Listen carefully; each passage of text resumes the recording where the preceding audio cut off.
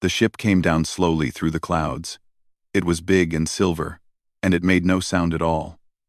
People in the city stopped walking. They looked up at the sky with their mouths open. Some were scared, some were excited, but everyone knew that this day would change everything. Inside the ship, Ambassador Vora stood near a large window. She looked down at the blue and green planet below. Earth. She had read many reports about this world. The humans who lived here were strange creatures. They were soft. They had no claws. They had no thick skin. They could not run very fast. Yet somehow, they had survived. Somehow, they had built cities and machines and ships that could touch the stars. Vora did not understand them, and she did not trust them. Behind her, two small figures played on the floor. They were her cubs, Tika and Ren. Tika was the older one. She had dark fur with silver spots, just like her mother. She was quiet and careful. Ren was younger. His fur was all silver, and he never sat still. He jumped and rolled and made small noises that sounded like laughter. Vora turned to look at them. Her heart felt warm when she saw them play, but it also felt heavy with worry. She had not wanted to bring them to Earth. It was too dangerous. Humans were unknown. They could be enemies. But the Council had insisted. They said it would show trust. They said it would help make peace. Vora did not believe in peace.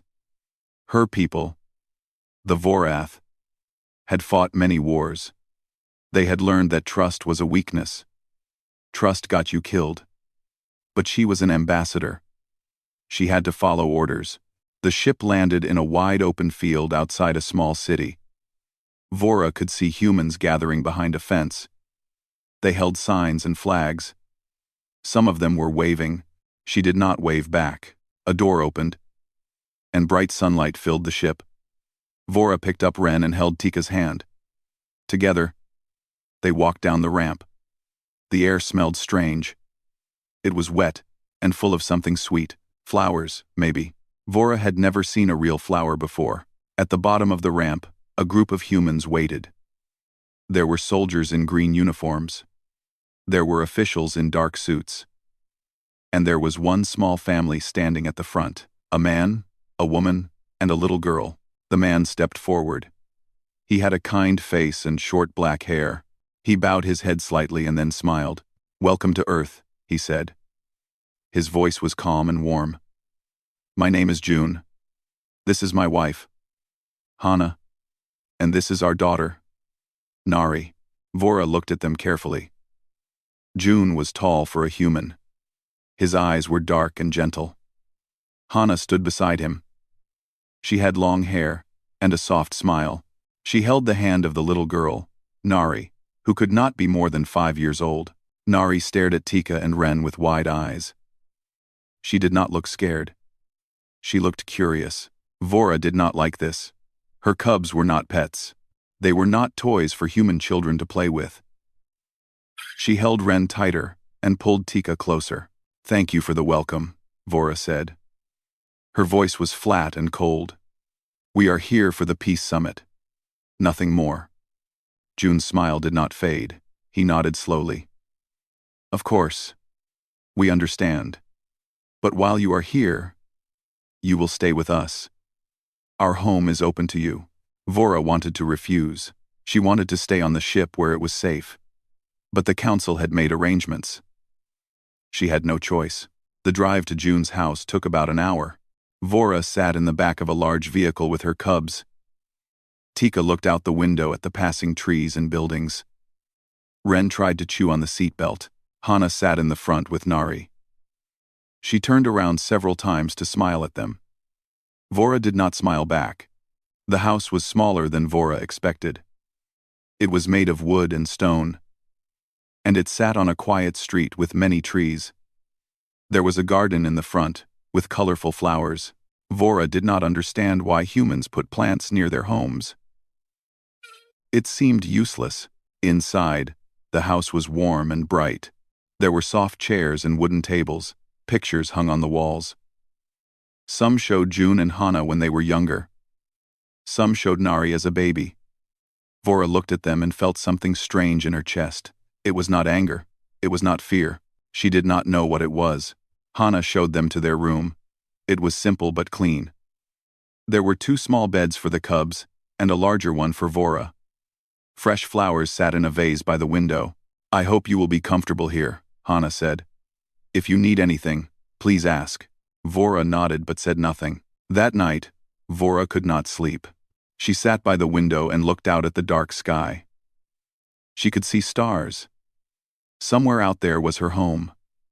Her people. Her world. She did not belong here. Tika came and sat beside her. The little cub leaned against her mother's arm. "Mama," Tika whispered. The little human girl smiled at me. Vora looked down at her daughter. "Yes, I saw." Why did she smile? Vora did not have an answer.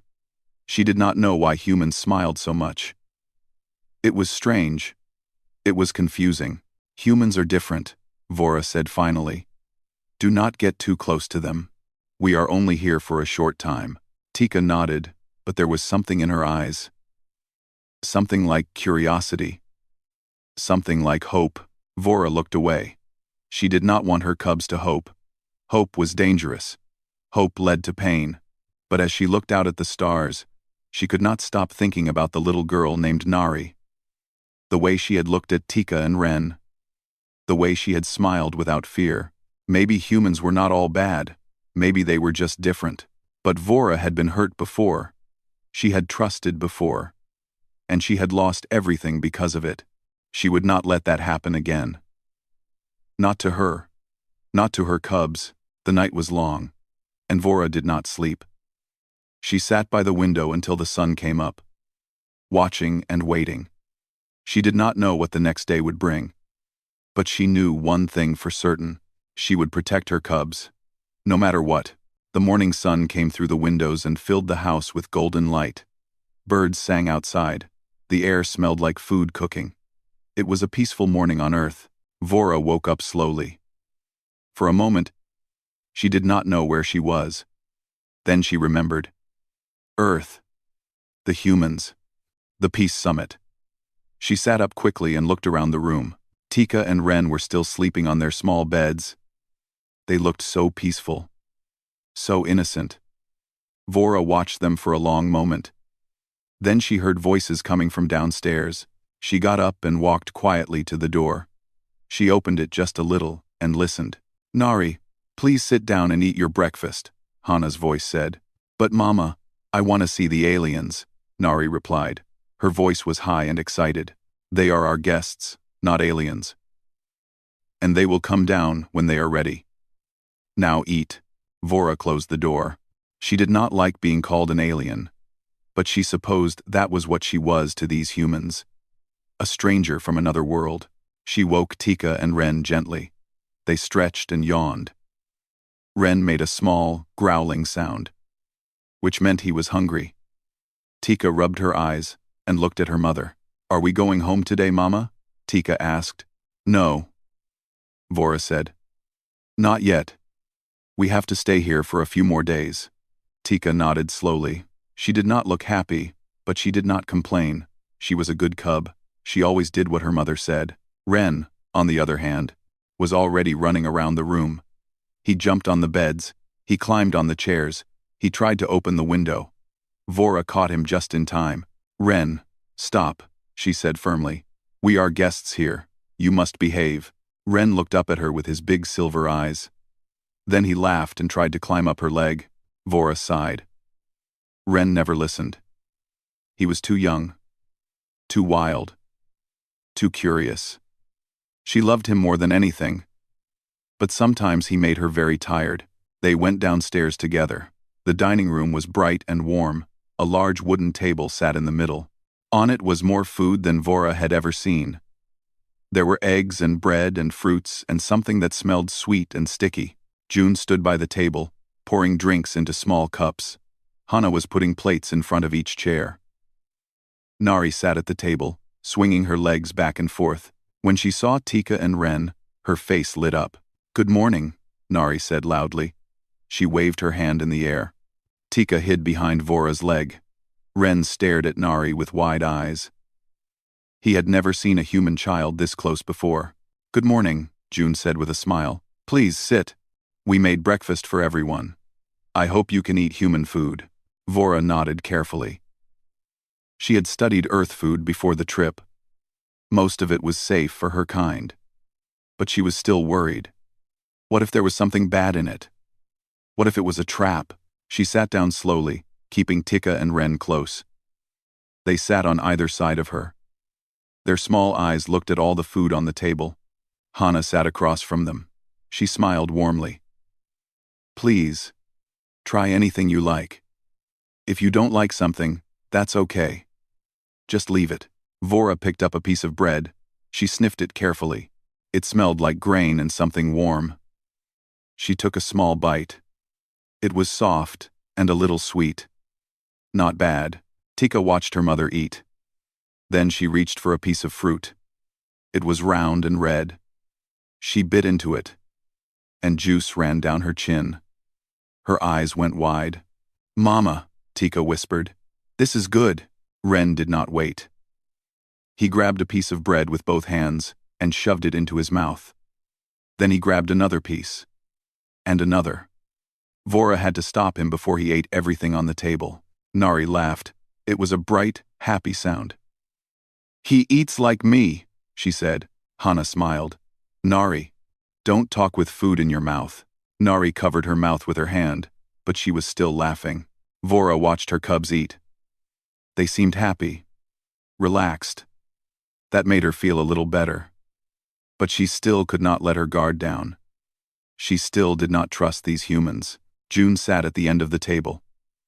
He ate slowly and quietly. He looked at Vora sometimes, but he did not stare.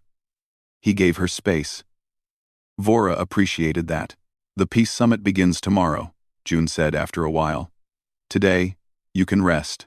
Or, if you want, we can show you around the city." Vora shook her head. "We will stay here. I do not want to go outside." June nodded. "That's fine. You can stay as long as you like. Hana prepared the garden if the cubs want to play outside. It's very safe." Vora looked out the window. The garden was green and full of flowers. It did look safe, but she was not sure. Breakfast continued. Everyone ate and talked. Well, the humans talked. Vora mostly listened. Hana asked about their homeworld. June asked about the ship. Nari asked about Tika's fur. "Can I touch it?" Nari asked, leaning forward in her chair. Tika looked at her mother. Vora wanted to say no, but something stopped her. Tika's eyes were curious, maybe even hopeful. Vora sighed. "If Tika says yes, you may." Tika looked at Nari for a long moment. Then she slowly nodded. Nari reached out her small hand. She touched Tika's arm gently. Her fingers moved over the soft fur. Then she smiled so wide that her eyes almost closed. "It's so soft," Nari said. "Like my toy rabbit." Tika did not know what a rabbit was, but she seemed pleased. A small sound came from her throat. It was almost like a purr. Ren watched this from across the table. He looked jealous. He stood up on his chair and reached toward Nari. "Me too," he said in his small voice. Everyone stopped. It was the first time Ren had spoken to a human. Nari turned to him. She reached out and touched his hand. Ren's fur was thicker than Tika's, silver and shiny. Nari's eyes went wide. "Wow," she whispered. Vora felt something strange in her chest. She was not sure what it was. Fear? Worry? Or something else? She looked at her cubs. They were smiling. They were happy. They had never played with children from another species before. This was new for them. New and exciting. But Vora could not relax. She kept watching. She kept waiting for something to go wrong. The meal was almost over when Hana brought out one more thing. It was a small white cake made of rice. She put it on a plate in the middle of the table. "This is a special treat," Hana said. "Rice cake. Very sweet." Nari's eyes went wide. "Can I have some, Mama?" "After you finish your fruit," Hana said. Nari quickly ate the rest of her fruit. Then she reached for the rice cake. Vora looked away for just one moment. She was listening to June talk about the summit. When she looked back at the table, something was wrong. Tika was gone. Ren was gone. And so was Nari. Vora's heart stopped. Her blood turned cold. She jumped to her feet. "Where are they?" she said. Her voice was sharp and loud. Hana looked at the empty chairs. Her face went pale. June stood up quickly. "They were just here," Hana said.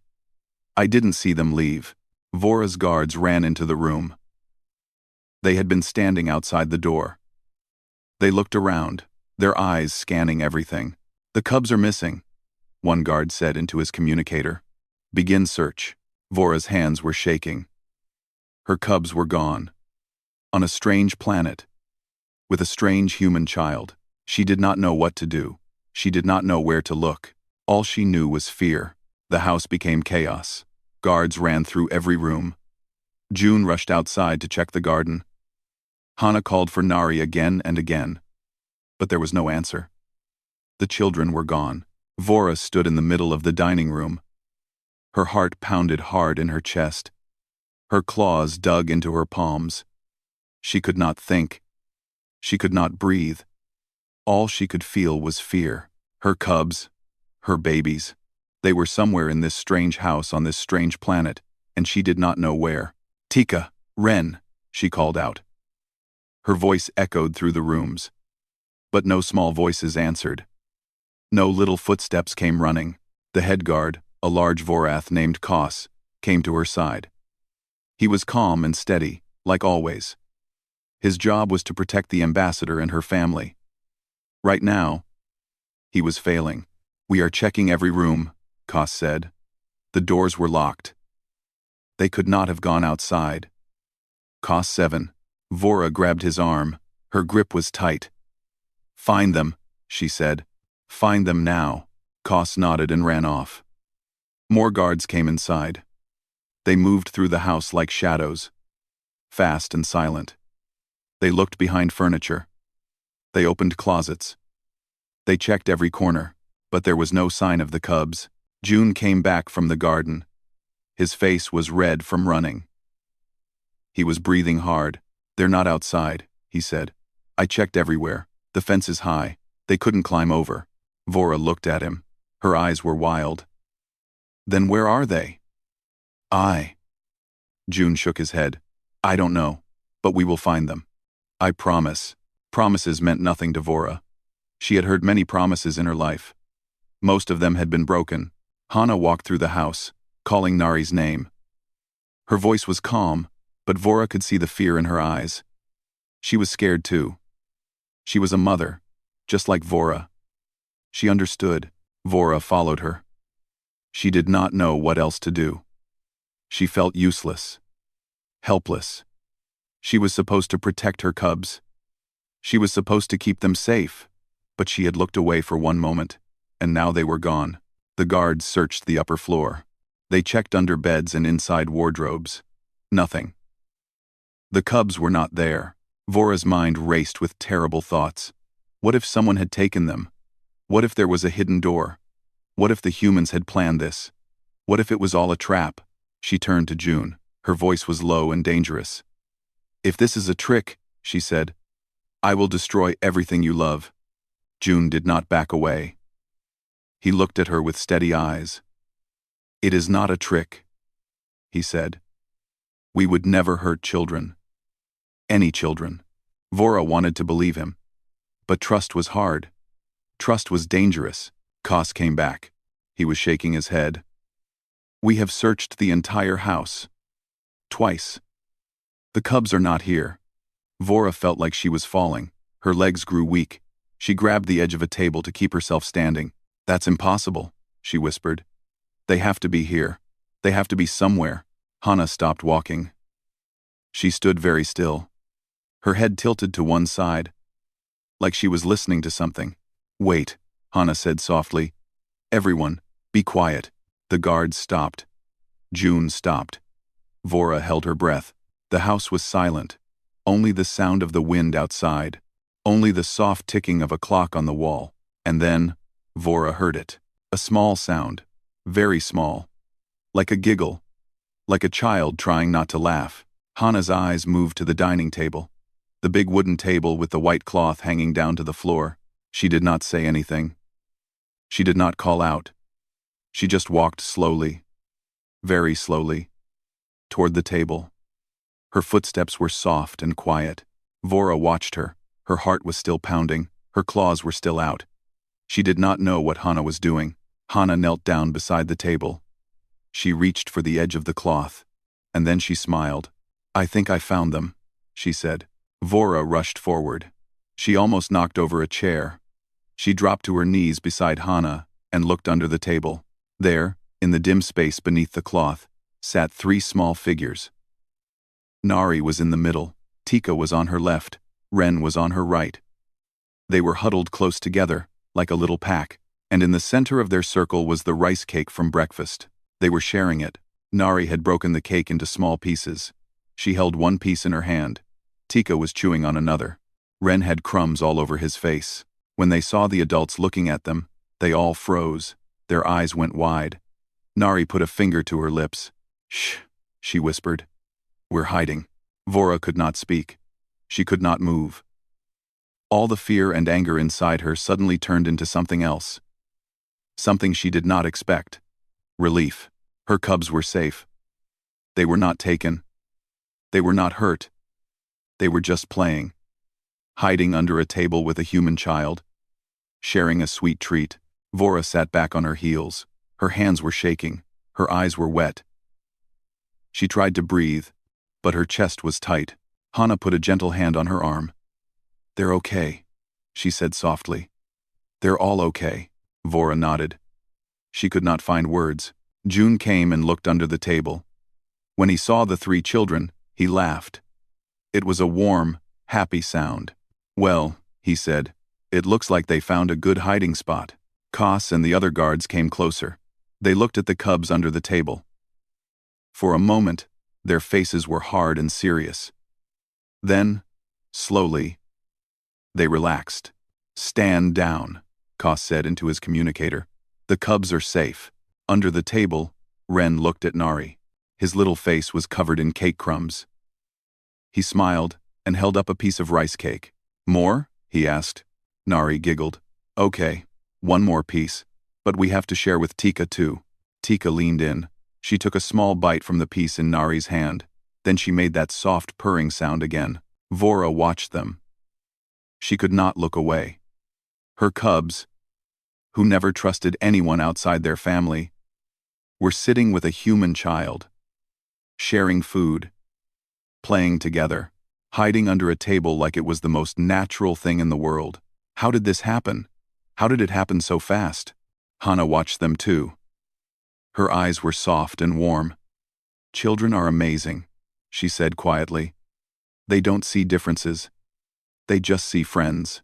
Vora did not answer. She was still trying to understand what she was seeing. June touched her shoulder gently. "I know this is strange for you," he said. "But maybe it's a good thing. Maybe they can teach us something." "Fiver." Vora looked at him. Then she looked back at the children under the table. Tika was leaning against Nari now. Ren was lying on his back, looking up at the bottom of the table like it was the most interesting thing he had ever seen. Nari was telling them a story about a rabbit who lived in a forest. They were happy. Truly happy. And for the first time since she arrived on Earth, Vora felt something other than fear. She felt hope. It was small. It was fragile. But it was there. Maybe, just maybe, these humans were different. Maybe they could be trusted. But Vora was not ready to believe that yet. Not completely. She would watch. She would wait. She would see what happened next. For now, she would let her cubs enjoy this moment. This strange, beautiful moment under a human table. The moment lasted longer than Vora expected. She stayed on her knees beside the table, watching her cubs play with the human child. She did not tell them to come out. She did not pull them away. She just watched. Nari was showing Tika how to fold a piece of cloth into a small shape. She called it a bird. It did not look much like a bird to Vora, but Tika seemed fascinated. She tried to copy the folds with her claws, but they were too sharp. The cloth kept tearing. "That's okay," Nari said gently. "I'll make one for you." She folded another piece of cloth quickly. Her small fingers moved fast and sure. When she was done, she held up a tiny paper bird. She gave it to Tika. Tika held the bird in her palms like it was something precious. She looked at it from every angle. Then she looked at Nari with wonder in her eyes. "Thank you," Tika whispered. Ren reached for the bird. He wanted to touch it. But Tika pulled it away. "No, Ren," she said. "This is mine." Ren's face fell. His eyes got big and sad. His lower lip began to shake. Nari quickly made another bird. She gave it to Ren. "Here," she said. "Now you have one too." Ren grabbed it with both hands. His sad face turned happy in an instant. He held the bird up and made it fly through the air. He made little sounds with his mouth. Like a ship flying through space, Vora felt something crack inside her chest. It was not pain. It was something deeper, something older. Her cubs had never played like this before. On their home world, children did not share. They did not give gifts. They did not make things for each other. Life was hard. Resources were scarce. You kept what you had, or someone would take it from you. But here, under this table, Nari gave things away without thinking. She shared her food. She shared her toys. She shared her time. And she asked for nothing in return. Vora did not understand it. But she could not deny what she was seeing. Hana came and sat beside her on the floor. She did not say anything at first. She just watched the children with a soft smile on her face. "Nari has always been like this," Hana said after a while. "Kind, open. She makes friends with everyone, even the cat next door. And that cat hates everyone." Vora looked at her. "Is this normal for human children?" Hana thought for a moment. "Some children are shy. Some are scared of new things. But most children, I think, want to connect. They want to share. It's in their nature." "Their nature," Vora repeated. The word felt strange in her mouth. On Vora's world, nature meant survival. It meant strength and speed and sharp claws. It meant being ready to fight, being ready to run. It did not mean kindness. It did not mean sharing, but maybe human nature was different. June brought some cushions and sat on the floor nearby. He watched the children too. His face was calm and happy. "I remember when I was young," he said. "I had a friend from another country. He spoke a different language. We could not understand each other's words. But we played together every day. We shared toys and food and laughter. Language did not matter. Words did not matter. Only the feeling mattered." Vora looked at him. "What happened to your friend?" June's smile became a little sad. "He moved away. We lost touch. But I still remember him. I still remember how easy it was to be friends, even though we were different." Vora thought about this. She had never had a friend outside her own kind. She had been taught that outsiders were dangerous, that they could not be trusted, that they would hurt you if you let them get close. But these humans had not hurt her. They had opened their home. They had shared their food. They had treated her cubs with kindness. Maybe everything she had learned was wrong. Under the table, Nari was teaching Ren a clapping game. She clapped her hands together, then clapped his hands, then clapped her own again. Ren did not understand at first. He kept missing the rhythm. But Nari was patient. She showed him again and again. Finally, Ren got it. He clapped in the right places. His face lit up with joy. He bounced up and down. "I did it," he shouted. "Mama, I did it." Vora smiled. It was a real smile. The first one since she came to Earth. "Yes, Ren," she said softly. "You did it." Tika looked at her mother. She saw the smile. Her eyes went wide. "Mama is smiling," Tika whispered to Nari. "She never smiles." Nari looked at Vora. Then she smiled too. A big, bright smile that filled her whole face. "Smiling is good," Nari said. "It means you're happy." Vora felt something warm spread through her chest. She did not know what to call it. Happiness? Peace? She had not felt these things in a very long time. Kos stood nearby, watching everything. His face was hard to read. He was a soldier. He had been trained to protect, not to feel. But even he seemed different now. His shoulders were less tense. His hands were not near his weapons. "Ambassador," Kos said quietly, "I have never seen the cubs like this." Vora nodded. "Neither have I. It is surprising." "Yes, it is." They stood in silence for a moment. Then Kos spoke again. "Perhaps the humans are not what we expected." Vora looked at him. Coming from Kos? That was a big statement. He trusted no one. He suspected everyone. But even he could see what was happening here. "Perhaps," Vora said. Under the table, Nari had pulled out a small bag of colorful stones. She spread them on the floor and began to sort them by color. "These are my treasures," she said. "I found them at the beach. Aren't they pretty?" Tika leaned in to look. Her eyes reflected the colors of the stones, blue and green and red and gold. "They are beautiful," Tika said. Nari picked up a blue stone. It was smooth and round. She held it out to Tika. "This one is for you," she said. Tika looked at the stone. Then she looked at Nari. "For me?" "Yes. Because we're friends now." Tika took the stone slowly. She held it in her palm and looked at it for a long time. Then she looked at her mother. "Mama," she said, "can I give her something too?" Vora's heart squeezed. Tika had a small necklace around her neck. It was made of silver thread and tiny crystals from their home world. Vora had given it to her when she was born. It was her most precious thing, but Tika's eyes were asking. Hoping. Vora took a deep breath. Then she nodded. Tika reached up and took off the necklace. She held it out to Nari. "This is from my home," Tika said. "Now we're really friends." Nari's eyes went wide. She took the necklace carefully, like it was made of starlight. "It's so pretty," she whispered. "Thank you." She put it around her neck. The crystals glowed softly in the dim light under the table. Vora watched this exchange. She felt tears in her eyes, real tears. She had not cried in years. Her daughter had given away her most precious thing. And somehow, it did not feel like a loss. It felt like a beginning. The day passed slowly. The children came out from under the table only when they got hungry again. Hana made lunch, and they all sat together. This time, Vora did not watch the food with suspicion. She ate and listened, and sometimes even talked.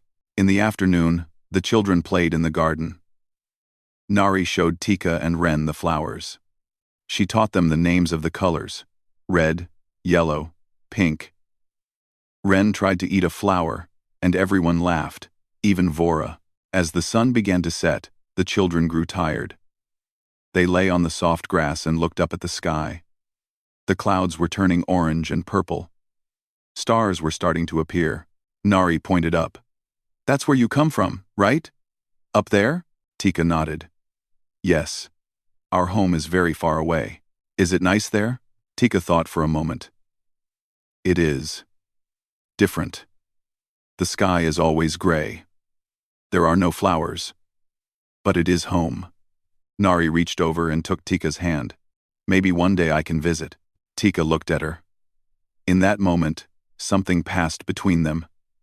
Something beyond words. A connection. A bond. "I would like that," Tika said. Vora stood by the window, watching them. Hana came and stood beside her. "They've become good friends," Hana said. "Yes," Vora agreed.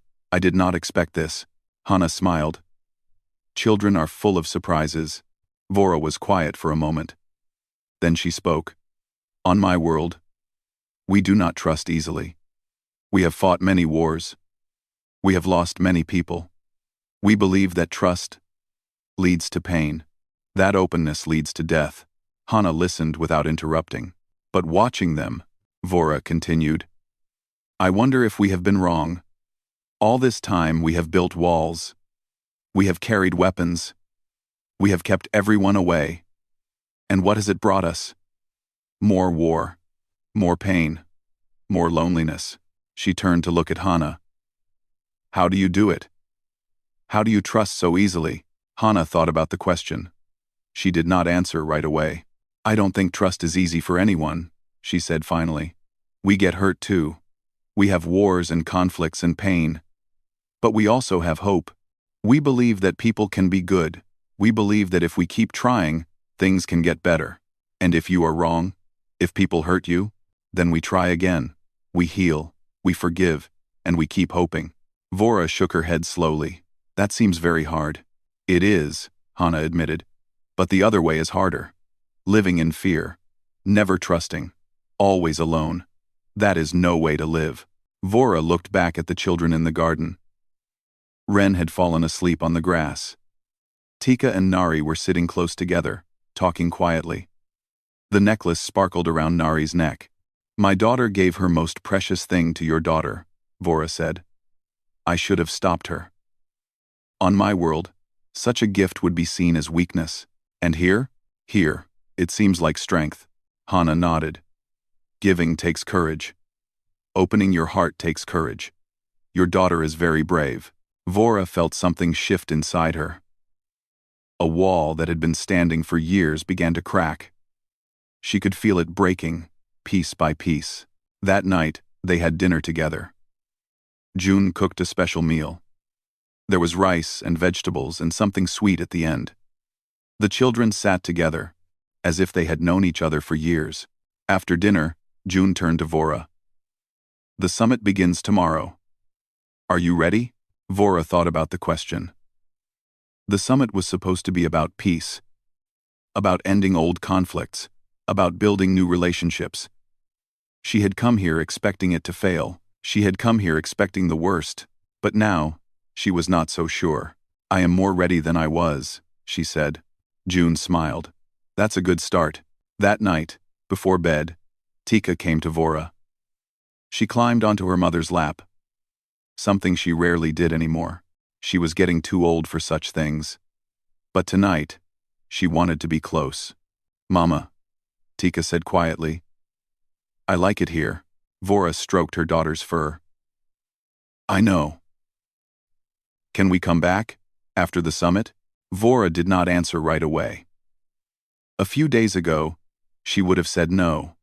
She would have said they needed to go home, where it was safe, where they belonged. But now, she was not sure where they belonged anymore. We will see, she said finally. Tika seemed satisfied with that answer. She closed her eyes and fell asleep in her mother's arms. Vora held her for a long time. She thought about everything that had happened. The breakfast, the search, the children under the table, the shared treat, the gift of the necklace. Such small things, such simple things. But they had changed everything. The next morning, Vora went to the summit. She sat in a large room with leaders from many worlds. They talked about borders and trade and old wounds. They argued and debated, and sometimes raised their voices.